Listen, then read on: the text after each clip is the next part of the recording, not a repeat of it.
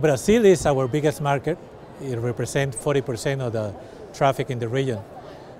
And since the region was growing, there was a lot of expectation to see a new direction for the Brazilian airport infrastructure.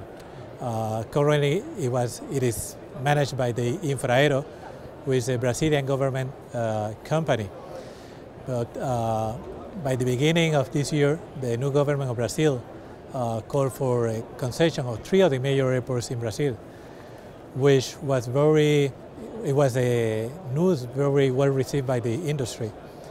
Last June, finally, the airport of Guarulhos in Sao Paulo, Brasilia, and Campinas were given concession between 20, 25, and 30 years in concession to major operators and operators with a lot of experience in airport management. So we are expecting positive results from that process.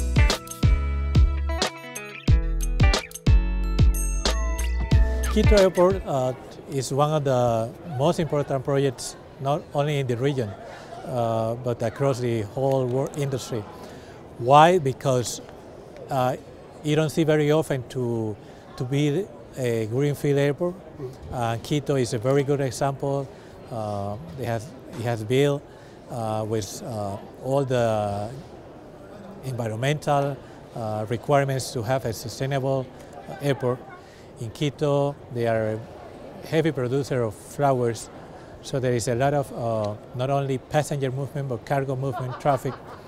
So they agree to postpone the opening for March, but not for any reason that the construction was not ready, or all the process of moving the customers to the new airport were not ready, but because the timing was, in terms of logistics, was not the right one. So they agreed to establish a new day for February the 12th, 2013. I'm pretty sure that for that date, all the stakeholders will be ready for the opening.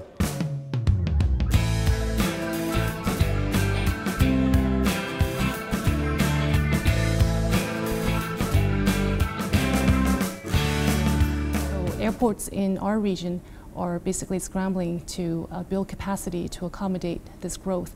And so, you've got Chang Airport that's building, looking into a new runway, Hong Kong Airport, the same thing. And so a lot of airports are doing this, and because they foresee that growth will double in the next 9 years. And it's been a very busy 6 months for us recently. As you probably know, ACI has signed a few major agreements with industry partners, such as ICAO and also Canzo. So just to touch on 2 priorities that we're working on in this region, one of them is being the APEX program and also the Airport Carbon Accreditation program. So just first touching on APEX, as you may know, ICAO and ACI has recently signed a memorandum of cooperation, and this is to enhance safety at airports worldwide. In the regional level, we are going to support this APEX. It's called Airports Excellence in Safety Program. In short, it's called APEX in Safety Program. So at the regional level, we support this program 100%. And recently, we've just done our first pilot project at the Jakarta Airport, and where experts from ACI, ICAO, as well as 3 safety partners from the region was involved in the comprehensive review. And it went very successfully. And actually generated a lot of interest from other airports around the region, because as you may know, we've got some very different airports in this region. You've got some very developed ones and ones that are developing, like Jakarta Airport. So a lot of interest are being generated, and at the same time, Airports Authority of India have signed an MOU with ACI to become a safety partner as well as hosting the APEX review. So in the next 12 months, we're looking at supporting ACI World in around 5 APEX review with Airports Authority of India. So we're going to be very busy.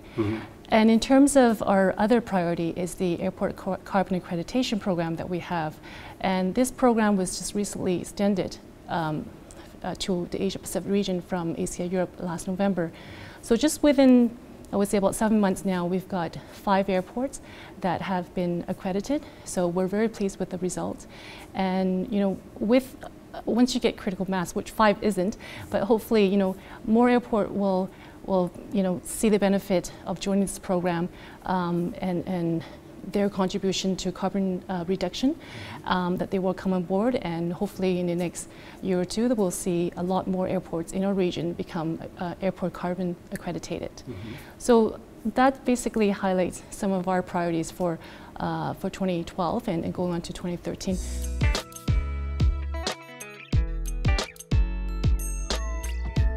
In aviation, we kind of look at partnership nowadays, and I think a lot of how we work in our region is, for example, the APEX program. It's sort of like a peer review. So as I mentioned, we've got airports as well developed in this region, like Singapore and Incheon and Hong Kong. So we've got the big brothers who would help the developing airports with the know-hows and the best practices. So we do help each other that way, and a lot of times, at the ACI level, if there's anything that they might need from us, or in terms of training, then we've got the global training that's very well established, and anything, particular training that they may need. So I think, in terms of, in that case, we've got the training from ACI World and also the peer review with the airports in this industry. I think they're very willing to help each other.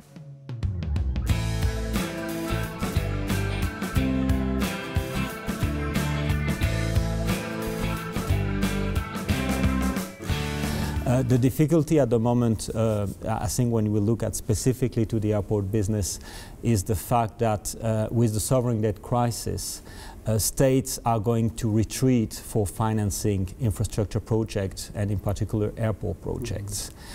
So clearly we need, certain airports need to reinvent their financing model in terms of how to finance the development of the infrastructure. So clearly this is pushing potentially the airport business more into private financing, which is fine. The problem is that because of the sovereign debt crisis at the same time, it's very difficult to access capital markets nowadays in Europe. I mean, it's certainly more difficult than it used to be.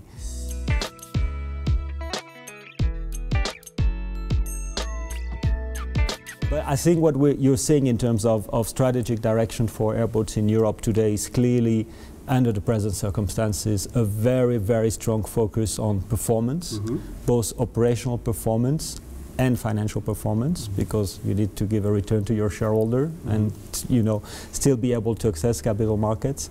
At the same time, a strong focus on quality of service, and finally also a strong focus on social responsibility. I would say that in the present times, these are the 3 strategic directions that I see among our membership. We act as a platform where our members can benchmark what they're doing, and we can show best practices. That's what we've been doing with the digital report, which we released last spring. This digital release really analyzes the trends in airports using social media, Facebook, Twitter, mobile applications, and so on. And what you think is that there's an increasing take-up by airports of these new technologies. And it's clear that if you look at the airport experience, this is going to be a great opportunity. I think these technologies, plus other technologies, digital technologies, will really allow us to reinvent the airport experience, and we have the potential, the possibility finally to make the airport experience what it used to be, that is a very pleasurable experience. So I think it's going to be a very interesting, there's going to be very interesting development in the next 10 years, clearly. We're really going to change the way people use the airport.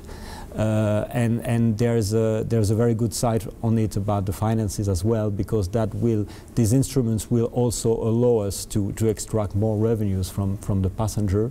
And it's clear that if you look at the future, we're not going to get more revenues from the airlines. There's no way.